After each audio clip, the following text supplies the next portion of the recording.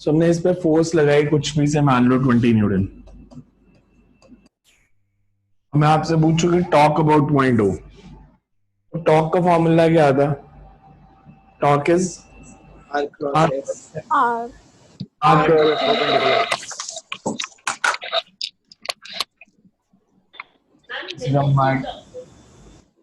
Mic बहुत शोर मचा रहा है।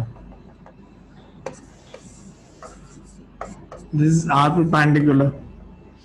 So we can say torque is R perpendicular into F या R into F perpendicular.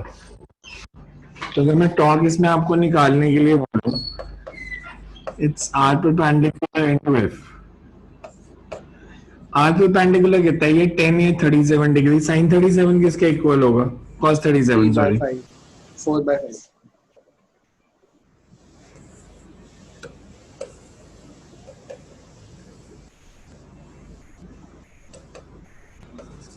cos 37 is 4 by 5 और डायग्राम से cos 37 किसके इक्वल है? Base over hypotenuse R perpendicular 10. R perpendicular is 8. 8 and torque will be 8 into 160 Newton meter. 160 newton. Torque का एक और formula भी होता है, we can say R into F perpendicular.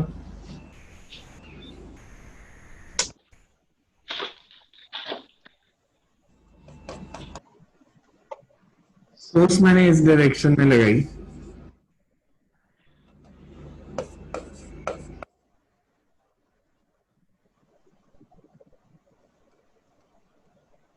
ये एंगल कितना हो जाएगा? 53. फोर्स के दो कंपोनेंट्स बनेंगे। अगर ये 20 है तो this component is 20 cos 53. This is 20। Sin 50. R के परपेंडिकुलर कौन सा कंपोनेंट है? 20 sin 53. Sin. तो torque can be written as R into F perpendicular. R is 10, F perpendicular is 20 sin 53. Sin 53 is 4 by 5. so this again comes out to be 160 Newton. तो दोनों वे में कर सकते थे अगर हमने टॉर्क निकालनी है। समझ में आए हैं दोनों मेथड कैसे किए हैं? Yes, sir. अब बुक में क्वेश्चन पूछा है हमारे को, पहले उसको 17 क्वेश्चन है बुक का, उसमें तो एक पर्टिकुलर पॉइंट पे पूछा है। एचसी का 17 क्वेश्चन है ये।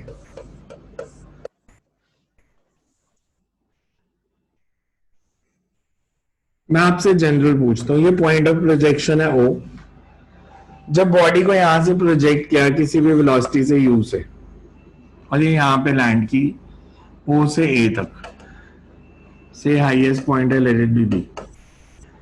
बॉडी जब ओ से बी जाएगी तो torque acting on the body बढ़ रहा है, कम हो रहा है, पहले बढ़ रहा है फिर कम हो रहा है, कैसे मूव कर रही है body? How is the torque getting affected?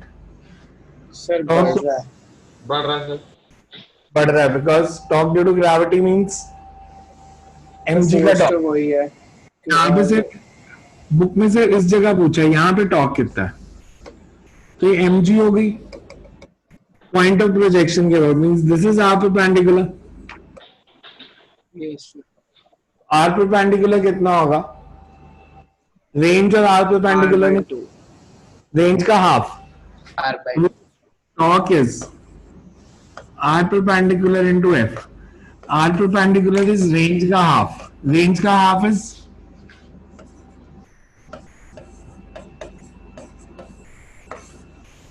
Range का फॉर्मूला था u square sine two theta by g, तो हाफ हो जाएगा u square sine two theta by g into f m g. तो जी कैंसल,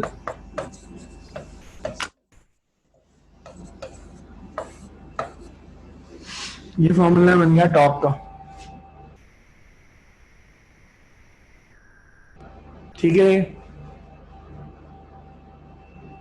इसमें देखो कुछ नहीं आ रहा समझ तो। 17 क्वेश्चन है बुक का, आपको टॉर्क पूछी थी, टॉर्क एट हाईएस्ट पॉइंट।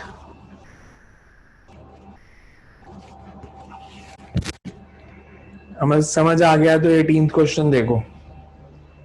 अगर ये समझ आ गया देन लुक फॉर 18 क्वेश्चन.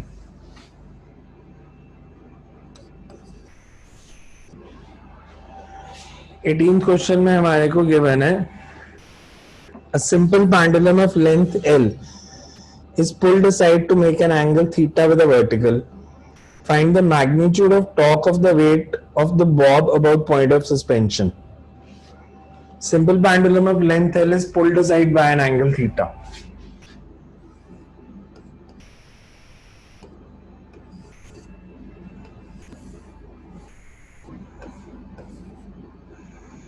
ये point of suspension है. You have to find torque about point of suspension. Find the magnitude of torque due to weight W of the bob. कर दो solve easy है. Length of pendulum L given है.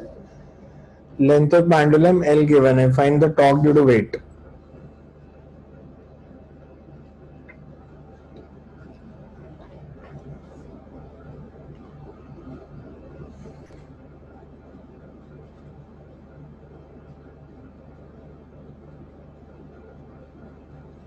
देखो क्या आ रहा है answer.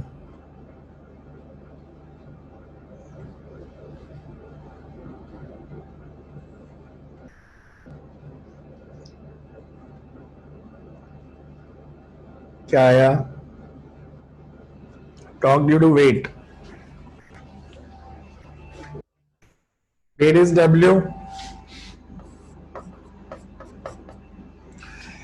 ये लाइन ऑफ एक्शन हो गया. तो इस पॉइंट से perpendicular distances,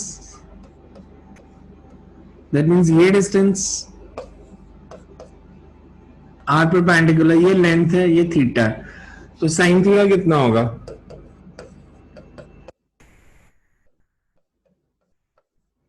means are perpendicular is, तो टॉर्क ड्यू टू वेट कितनी हो जाएगी?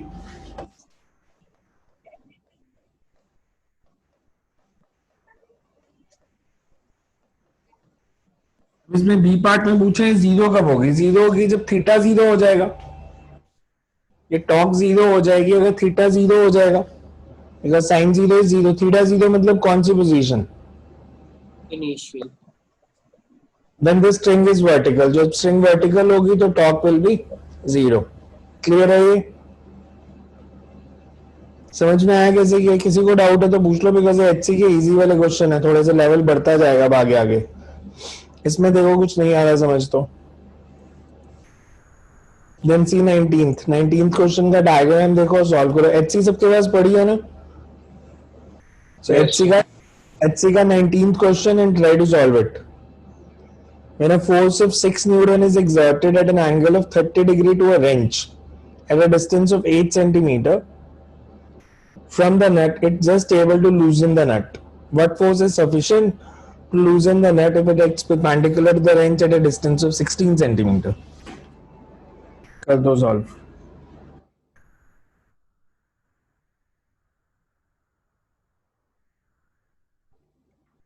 हमें दिया कि अगर आप 8 सेंटीमीटर के डिस्टेंस पे 6 न्यूटन फोर्स लगाते हो at an angle of 30 degree तो नट लूज हो जाता है. तो आप निकालो कितनी टॉर्क लगाई तो नट लूज हो गया. Find the torque required to loosen the nut. जब हमने फोर्स 30 डिग्री के एंगल पे लगाई है 6 न्यूटन, तो कितनी टॉर्क लग रही थी जिससे नट लूज हुआ. Find the torque required to loosen the nut.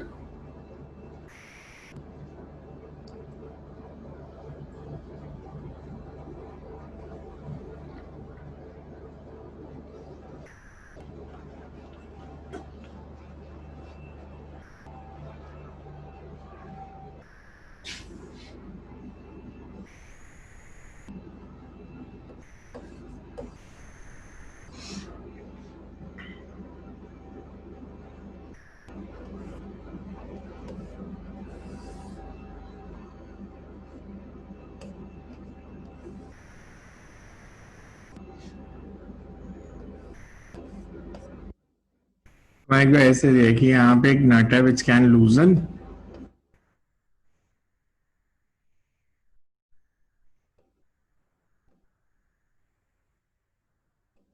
When you exert a force of 6 Newton हमने बताना है 16 सेंटीमीटर पे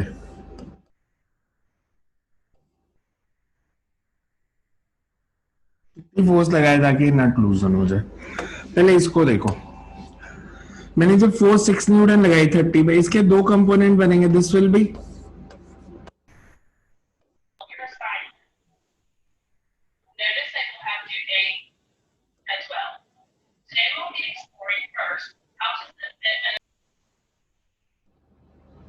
किसका माइक चल रहा है?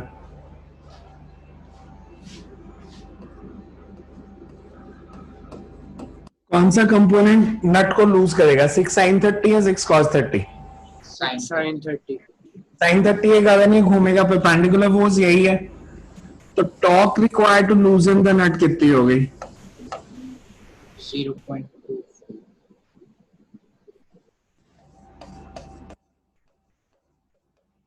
जैसे torque required is 6 sine 30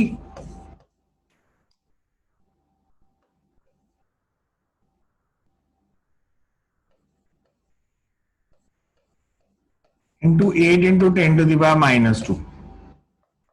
That means 3 into 8, 24.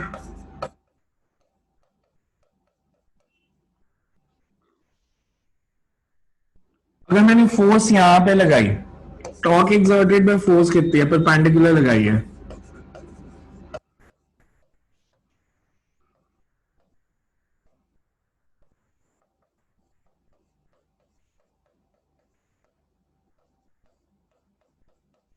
यही होगा formula 16 into 10 to the power minus 2 into F.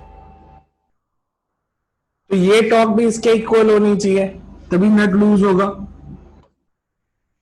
Equating 1 and 2।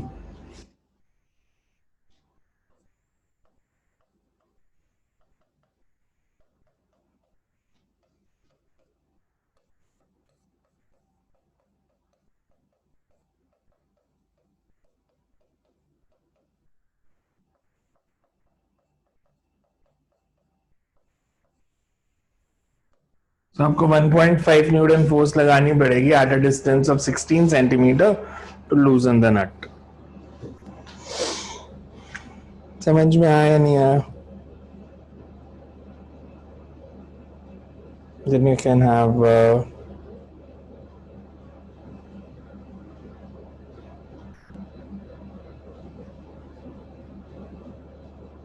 अगला ही करो 20th सर क्वेश्चन। हाँ जी, सर जब हमने इक्वेशन 1 लिखनी थी तो उसमें हमने 16 into 10 raised to power minus 2 क्यों नहीं किया था?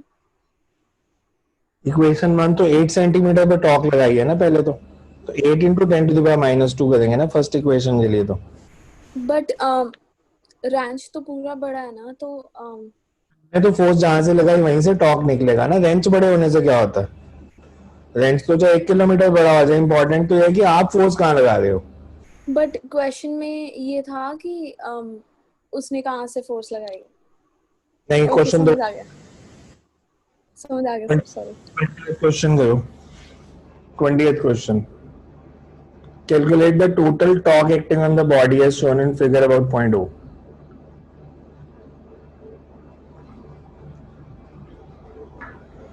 Total torque acting on the body as shown in figure about point O. Because ये क्वेश्चन हो जाएगा तो फिर थोड़ा टॉक मतलब आपको निकालना आ गया, फिर हम उसकी एप्लीकेशंस पे जा सकते हैं।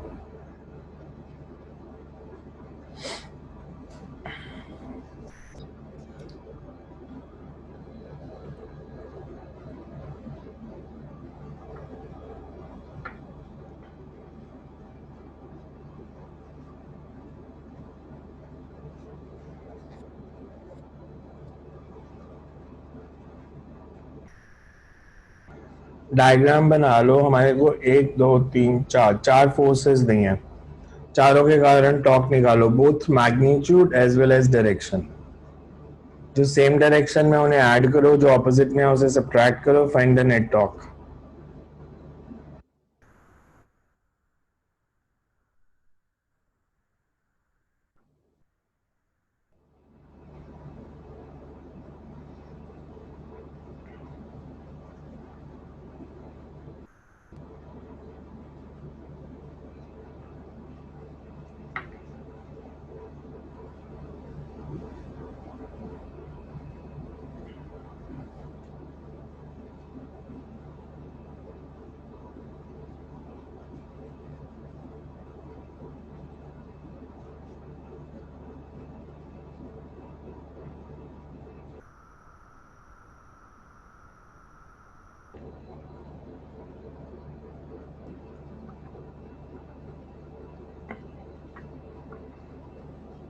क्या आंसर आ रहा?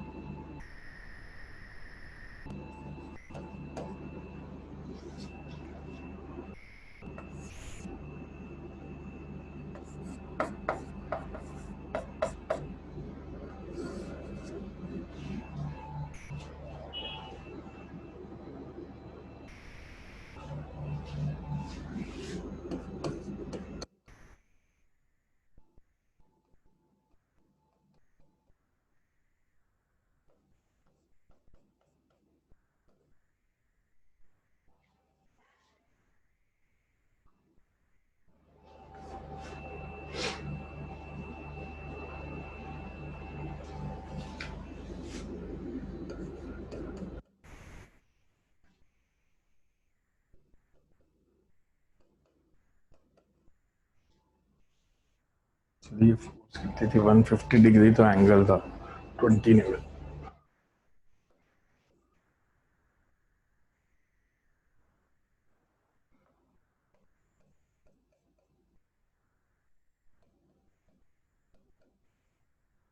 ये डायग्राम गिवन है, ध्यान से देखना आप।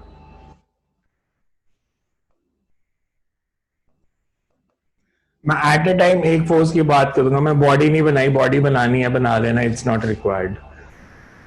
अगर सिर्फ 10 न्यूटन फोर्स लग रही है F1, सिर्फ 10 न्यूटन फोर्स लग रही है, ये क्लॉकवाइज घूमेगी कि एंटी क्लॉकवाइज घूमेगी बॉडी? इस 10 न्यूटन Clockwise. क्लॉकवाइज इसके कारण क्लॉकवाइज। अब सारी छोड़ दो, सिर्फ F2 Anti-clockwise. Anti clockwise. F3 clockwise. इसके कारण घूमेगी नहीं, ये टॉर्क नहीं एक्सर्ट कर। देखो ये O से पास कर रही है फोर्स, तो परपेंडिकुलर डिस्टेंस 0 है, बिकॉज इसका लाइन ऑफ एक्शन O से ही पास कर रहा है। तो F3 के कारण ही घूमेगी नहीं बॉडी।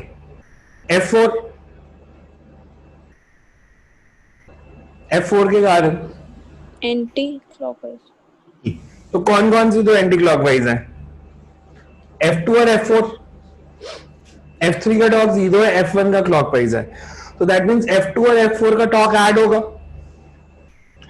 ये दोनों फोर्सेस एंटी क्लॉकवाइज घुमाने की कोशिश कर रही है, ये क्लॉकवाइज घुमाने की कोशिश कर रही है, तो इन दोनों का टॉर्क ऐड करके इसका माइनस कर देंगे, that will be the net torque. F3 का टॉर्क 0 है। अब जब टॉर्क निकालना है, ये तो आसान है, बिकॉज ये ऑलरेडी परपेंडिकुलर ही लग रही है फोर्स, तो टॉर्क ड्यू टू F1 कितना हो जाएगा? 40.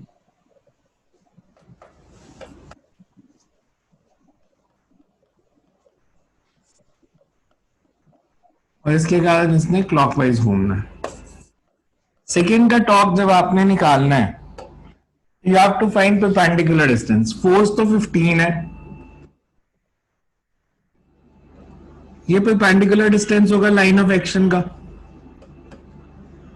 आर परपेंडिकुलर कितना होगा? हाइपोटेन्यूज 6 है और परपेंडिकुलर बताना है। साइन 37 किसके इक्वल? इस ट्रायंगल में साइन 37 R2/6.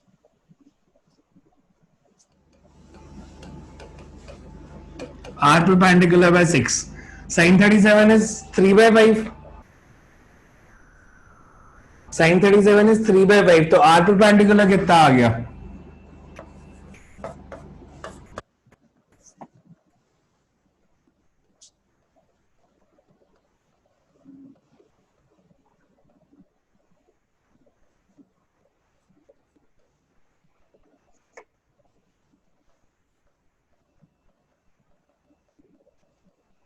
ठीक है डॉग 36 इंटू 10⁻²। F3 के कारण डॉग 0 है। रीजन इज आर परपेंडिकुलर 0 है। F4 के कारण टॉक निकालो। F4 का परपेंडिकुलर डिस्टेंस कितना होगा? परपेंडिकुलर डिस्टेंस मतलब ये डिस्टेंस जब 90 का एंगल बन रहा है।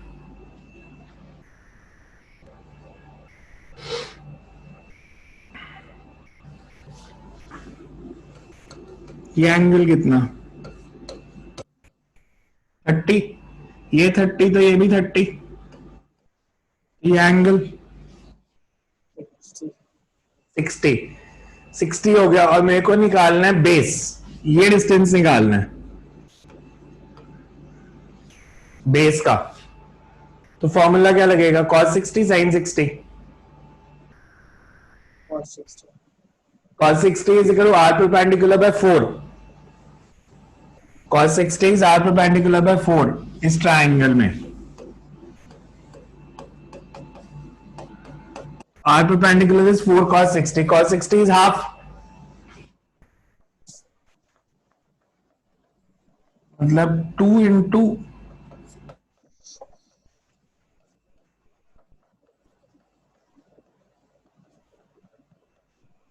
नेट टॉक कितनी आ गई?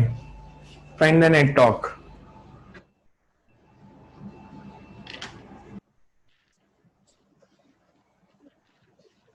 देखो बुक के साथ मैच कर रहा है या नहीं आंसर।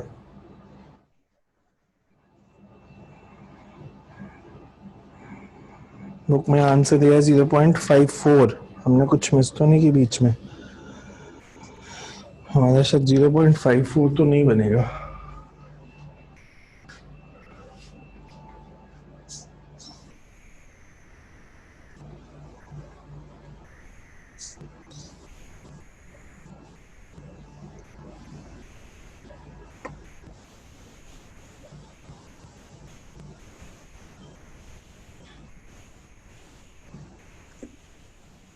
मैथ्स में देखना कोई गड़बड़ ना हो, एक बार चेक कर लो सारी कैलकुलेशन।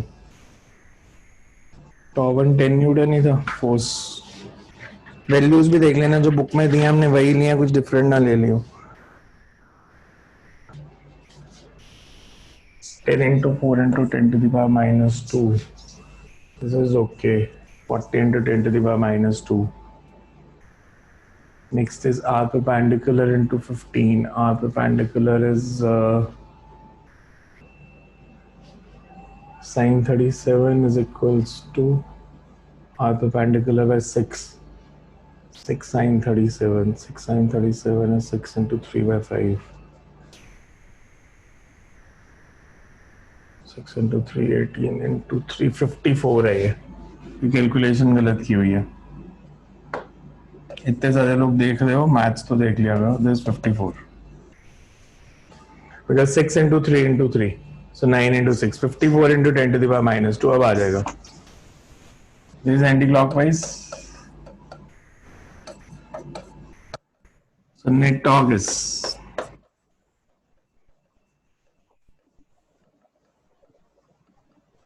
because ये tau1 और tau4 तो कैंसिल हो गए। This is the net torque 54 into 10 to the power minus 2। Clear है?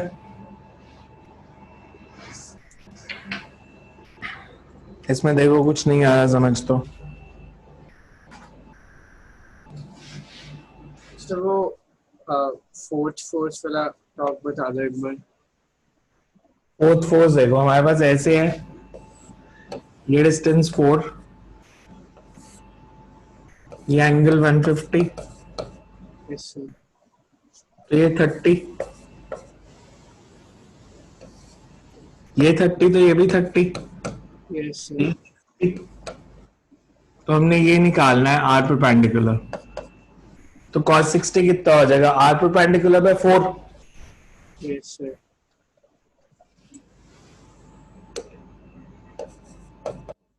तो आर परपेंडिकुलर इंटू ये फोर्स 20। हमेशा परपेंडिकुलर डिस्टेंस निकालना है और फोर्स से मल्टीप्लाई कर देना है। अब अगर याद है आपको, हमने न्यूटन लॉज ऑफ मोशन में एक आर्टिकल किया था, एटवुड्स मशीन। एटवुड्स मशीन क्या थी? एटवुड्स मशीन इज वो पुली सिस्टम। सिंगल पुली सिस्टम। पुलीज को हम लेते थे मासलेस, फ्रिक्शनलेस, और दोनों साइड पे दो मासेस हैं m1 एंड m2, और हम उनकी एक्सेलरेशन निकालते थे। ठीक है, अब मैं आपसे कह रहा हूं कि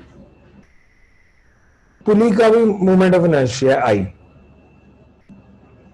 एटवुड्स मशीन में पुली का मोमेंट ऑफ इनर्शिया आई और हमने मासेस की एक्सेलरेशन निकालनी है। सेम वही केस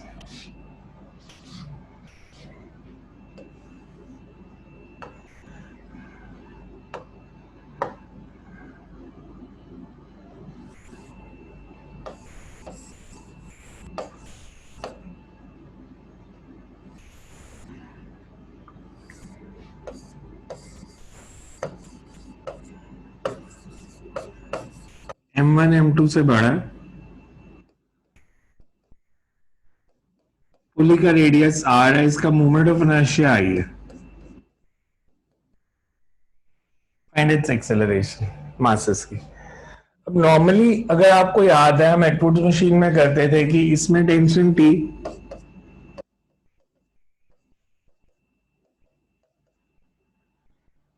सेम टेंशन लेते थे।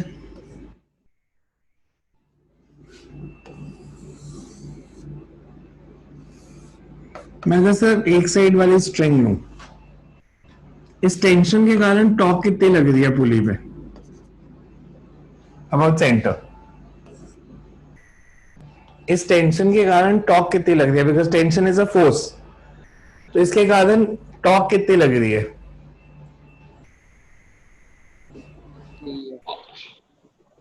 और पुली किस डायरेक्शन में रोटेट करेगी? फोर्स है T, क्लॉकवाइज। परपेंडिकुलर डिस्टेंस है R, तो टॉर्क है RT क्लॉकवाइज। अगर मैंने इधर भी टेंशन ले ली T, इसके कारण टॉर्क कितनी? RT। और direction anti anti clockwise. Clockwise. मतलब नेट टॉर्क तो जीरो हो गई। नेट टॉर्क जीरो हो गई ना। एक ने एक टेंशन में लगाई RT क्लॉकवाइज, एक के कारण RT एंटी क्लॉकवाइज, तो net is zero. Clockwise anti clockwise मैं रोटेशन की डायरेक्शन बता रहा हूँ कि एक क्लॉकवाइज रोटेट कर रही है, एंटी क्लॉकवाइज, तो नेट कैंसिल हो गई। इसका मतलब पुली तो घूमेगी नहीं।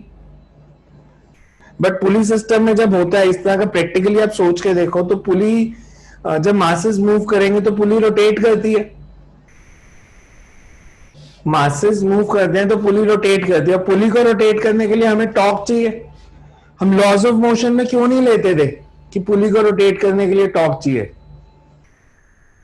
हम लॉज ऑफ मोशन में नहीं लेते थे कि पुली को रोटेट करने के लिए टॉर्क चाहिए।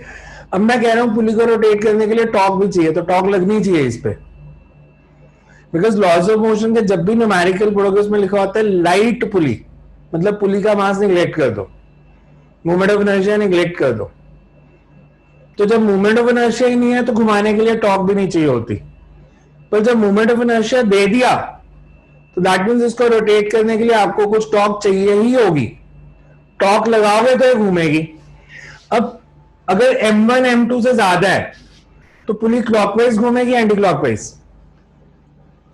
क्लॉकवाइज। पुली क्लॉकवाइज घूमेगी। अगर पुली क्लॉकवाइज घूमेगी तो इन दोनों में से किसकी टॉर्क ज्यादा होनी चाहिए? Right side, left side? Right side. Right side. मतलब T1 की वैल्यू T2 से ज्यादा होनी चाहिए, तभी घूमेगी ना। इसका टॉर्क RT1, इसका टॉर्क RT2, और RT1 RT2 से ज्यादा होगा तभी ये क्लॉकवाइज घूम सकती है। तो जब भी पुली का मास दिया होगा, मोमेंट ऑफ इनर्शिया दिया होगा, आप दोनों साइड पे सेम टेंशन नहीं लोगे, अलग अलग लोगे। इस पूरी स्ट्रिंग में सेम, इसमें सेम, बट दोनों साइड पे अलग अलग। और किसको ज्यादा लेना है वो डिपेंड करेगा कि पुली घूम कैसे रही है, क्लॉकवाइज घूम रही है, एंटी क्लॉकवाइज घूम रही है। पहले देखो, इतना समझ आया जो बताया, इतना समझ आया जो बताया, Yes, sir. ठीक है, कि T1 को T2 से ज्यादा लेना है। अब कौन सा मास नीचे जा रहा है, दोनों की एक्सेलरेशन सेम होगी या अलग अलग? इसकी एक्सेलरेशन ये है तो इसकी भी ए होगी या डिफरेंट होगी? सेम हो ये गई। 5 सेंटीमीटर नीचे आएगा तो ये 5 ही ऊपर जाएगा ना, तो एक्सेलरेशन सेम होगी। अगर मैं फोर्सेस की बात करूं,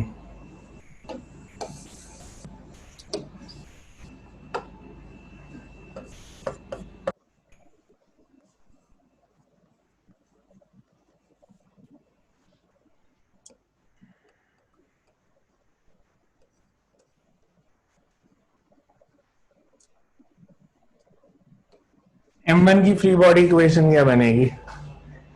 free body minus T1 is equal to M1A, M1G minus T1 is equal to M1A। M2 की T2 minus M2G is equal to M2A। Pulley की, पुली ट्रांसलेट कर रही है, रोटेट कर रही है? Rotate.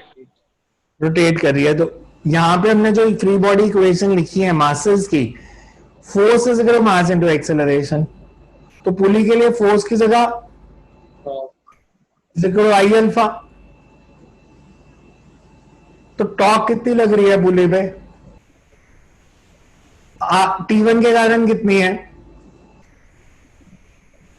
Torque due to RT1? T2 के कारण RT2 net torque, I alpha. तो RT1 minus RT2 is equal to I alpha. 3 equations बन गई, सॉल्व कर दो। So you can add minus हमने डायरेक्शन के लिए लिए। ऑपोजिट डायरेक्शन में रोटेट कर रहे हैं ना, आप टॉर्क की डायरेक्शन भी निकाल सकते हो। Clockwise anti clockwise is not the direction, हमेशा याद रखना। मैं अगर आपसे पूछूं इस केस में टॉर्क ड्यू टू T1 किस डायरेक्शन में है, R पे हाथ रख के T1 की तरफ टर्न करो, Perpendicular inwards. इनवर्ट्स, और T2 के कारण आउटवर्ड। Outwards.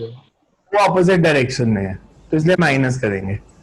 कंसेप्ट लिखो बस इसका पहले, व्हेनेवर हेडिंग डाल लो, Atwood's machine with pulley of moment of inertia I and radius R. Atwood's machine with pulley of moment of inertia I and radius R. Atwood's machine with pulley of moment of inertia I and radius R. And whenever pulley is not massless, whenever pulley is not massless or has some moment of inertia, whenever pulley is not massless or has some moment of inertia, then it implies that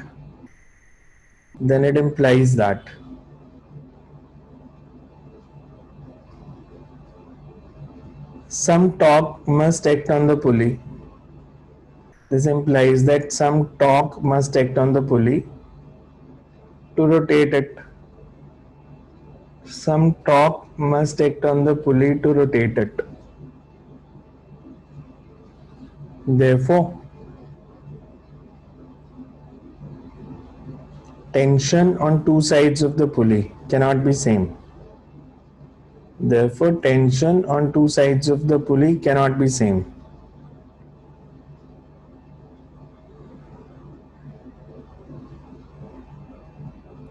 If M1 is greater than M2, if M1 is greater than M2, then tension in the string between M1 and pulley, tension in the string between M1 and pulley is more than tension in the string between M2 and pulley is more than tension in the string between M2 and pulley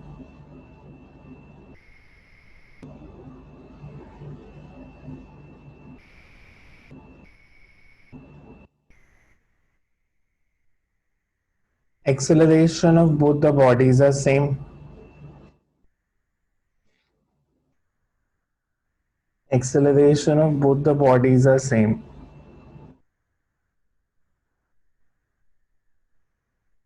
Due to string constraint, क्योंकि string से बांधा हुआ दोनों को, due to string constraint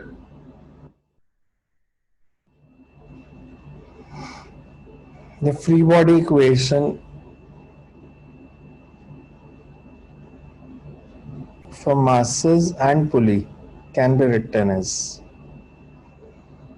free body equation for masses and pulley can be written as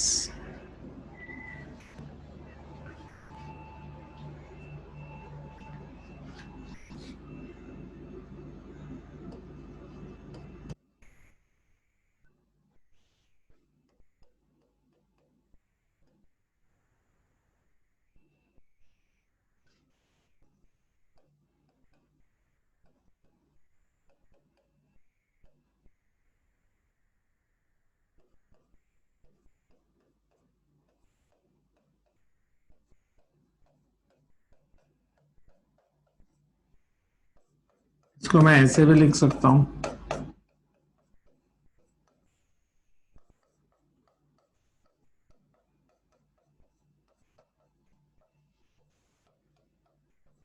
because A is equals to R alpha, तो alpha is A by R.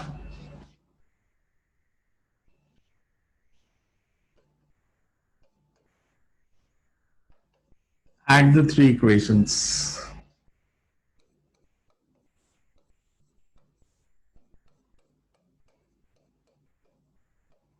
क्या है add करके?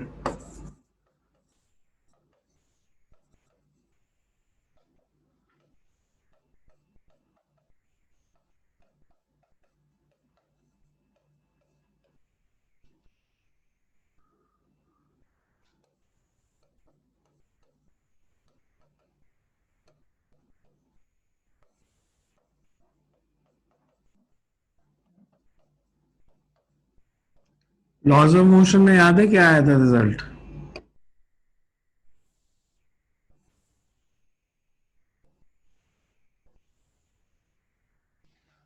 लॉज ऑफ मोशन में result क्या था?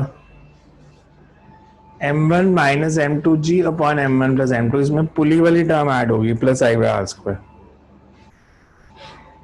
पुली वाली term add होगी I by r square.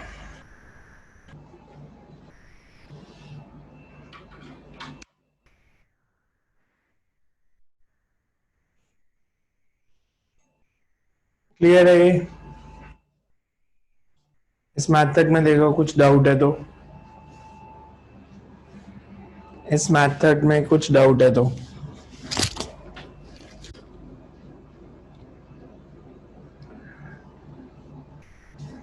अब मेरे को यही डेरिवेशन एनर्जी कंजर्वेशन से करके दिखाओ.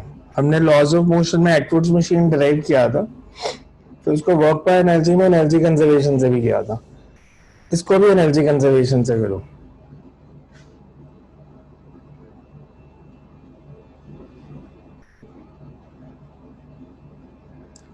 Derive the same relation for acceleration using energy conservation. लिखो alternate method. Alternate method. If the system is released, M1 moves down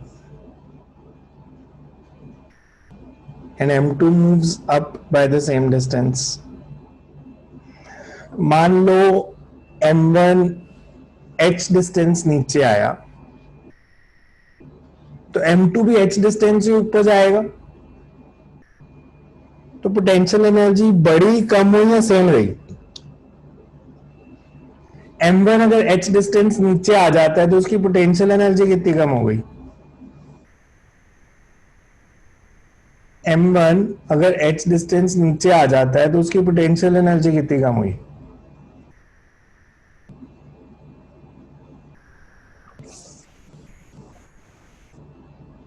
ये तो इजी है. If m1 moves down by h, its potential energy decreases by m1gh. m2 ऊपर गया by distance h तो उसकी potential energy कितनी बढ़ी? m2gh. तो नेट बढ़ी या कम हुई?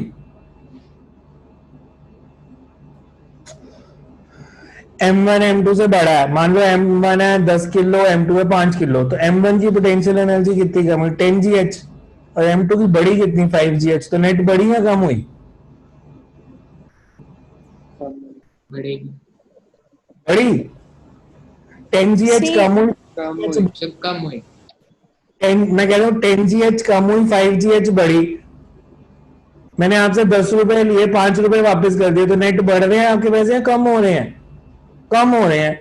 कम हो रहे हैं. कम ज्यादा हो रही है, बढ़ कम रही है. आप लॉजिकली सोचो ना. इनिशियली ये सब कुछ रेस्ट पे था, मैंने छोड़ा तो मासेस मूव करने लग गए और पुली भी रोटेट करने लग गई. तो जब मासेस मूव करने लग गए उनके पास काइनेटिक एनर्जी आ रही है कहीं से, तो कहां से आ रही है? जितनी पोटेंशियल कम हो रही है उतनी ही काइनेटिक बढ़ रही है. तो we said decrease in potential energy of the system is equal to increase in kinetic energy of the system. लिखो इस कंसेप्ट को. Using energy conservation. Using energy conservation.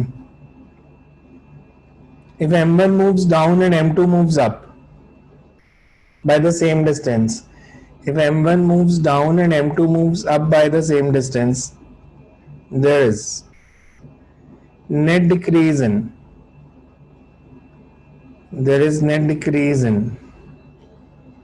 potential energy.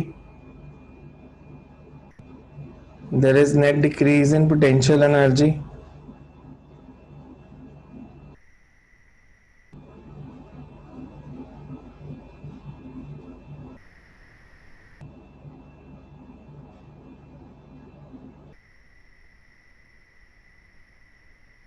There is net decrease in potential energy.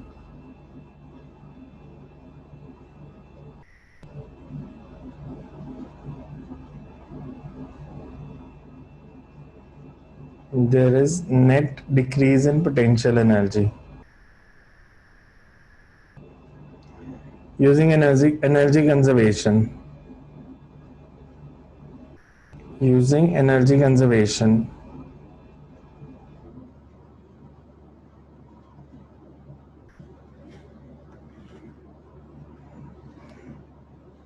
Decrease in potential energy.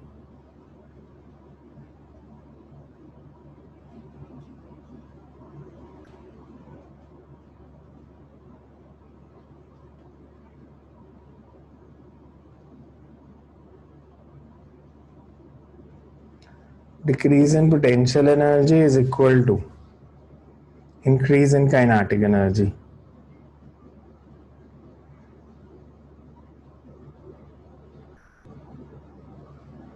Decrease in potential energy is equal to increase in kinetic energy.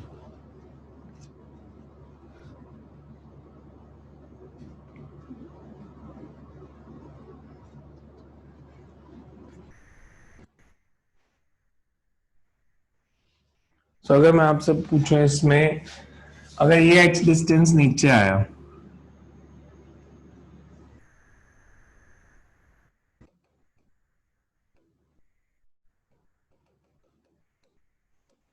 और ये h distance ऊपर गया, तो इससे net decrease in potential energy is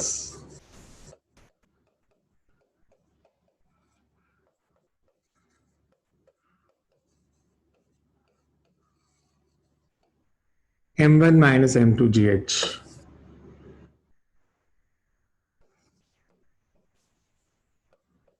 increase in kinetic energy कितना होगा? दोनों की वेलोसिटी सेम होगी अलग अलग? सेम। तो हाफ m1 v²।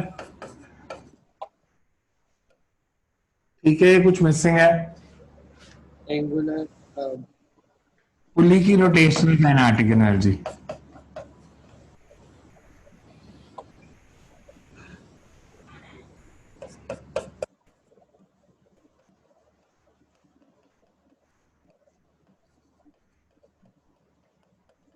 तो मैं इसको ऐसे लिख सकता हूं, ओमेगा स्क्वायर को v²/r², using conservation of energy.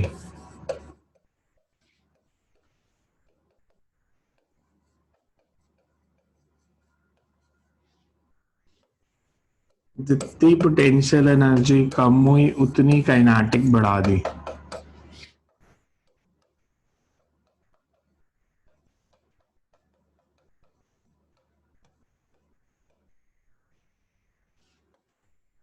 अगर एक्सेलरेशन a है और दोनों मासेस ने डिस्टेंस ट्रेवल किया है h, तो v² इज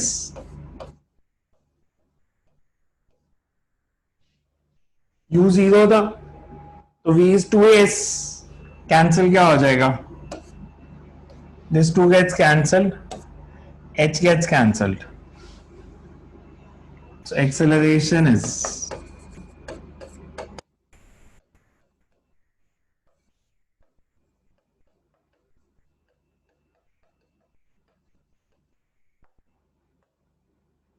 so आप ऐसे भी कर सकते थे एनर्जी कंजर्वेशन से।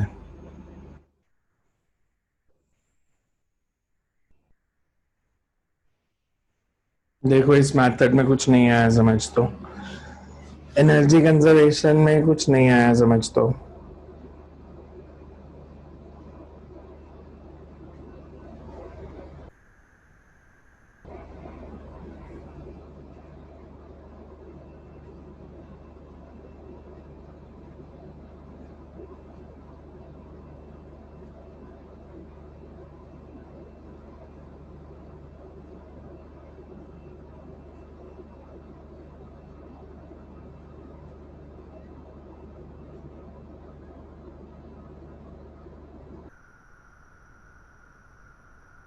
क्लियर है?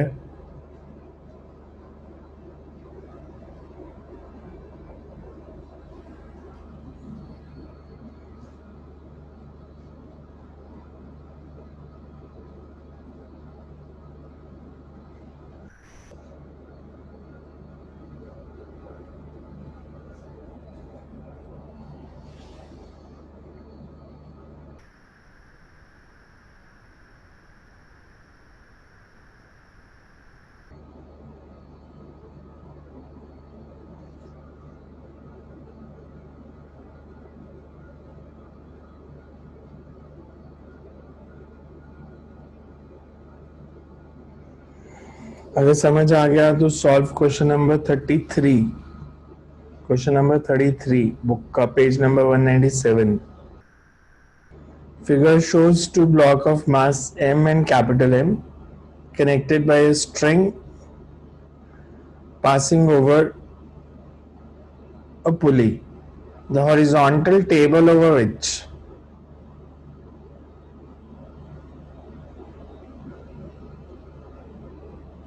the mass m slides is smooth. The pulley has a radius r.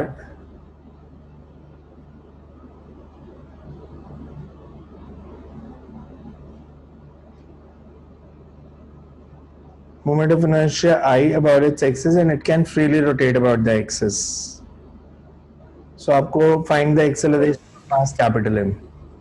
Acceleration निकाल दो mass capital M की।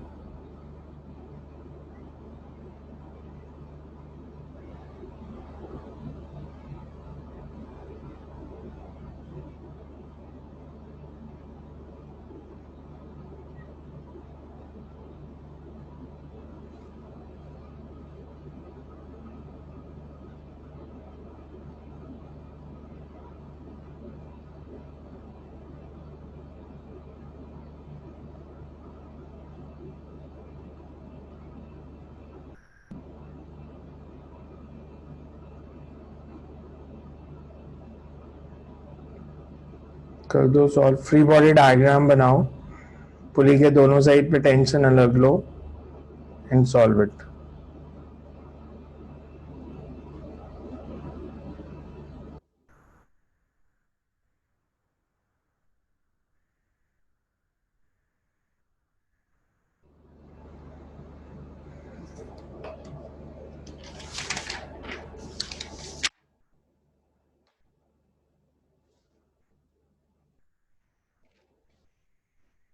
अगर दोनों साइड पे टेंशन है, पहले ये बताओ, ये पुली जो है 33rd क्वेश्चन में क्लॉकवाइज मूव करेगी एंटी क्लॉकवाइज? clockwise. क्लॉकवाइज। तो m g, capital M G नीचे जाएगा और उसमें टेंशन होगी T1 और हॉरिजॉन्टल स्ट्रिंग में T2। बाकी सेम ही है जैसे एटपुट मशीन की है। Quickly write the free body equations and add the three equations.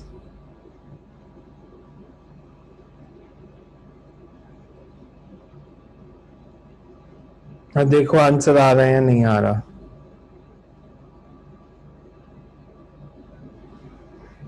Capital M G minus T1 is equal to capital M A, T2 is equals to small m into a, and T1 minus T2 into R is equals to I alpha. तीन equations बन रही हैं simple. एटपुट machine से आसान case है वैसे।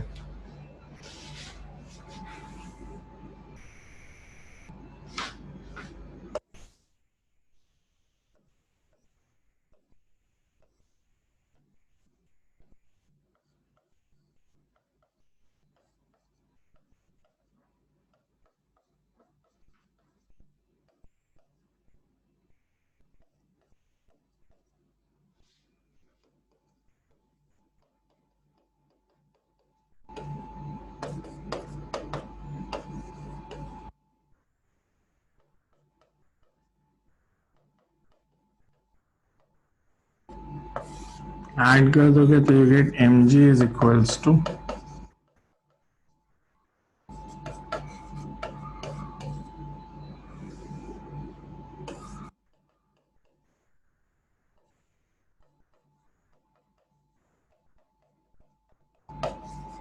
और ये आंसर है आगे M G upon M plus M upon I square. अच्छा, इसके दो क्वेश्चन और, एक तो ट्राई करके देखना क्वेश्चन नंबर 34 से 38, 31 से 38 कर लो। क्वेश्चन नंबर 31 से 38 ये क्वेश्चन ट्राई करके देखना। कल करते हैं इसके आगे फिर बाकी के।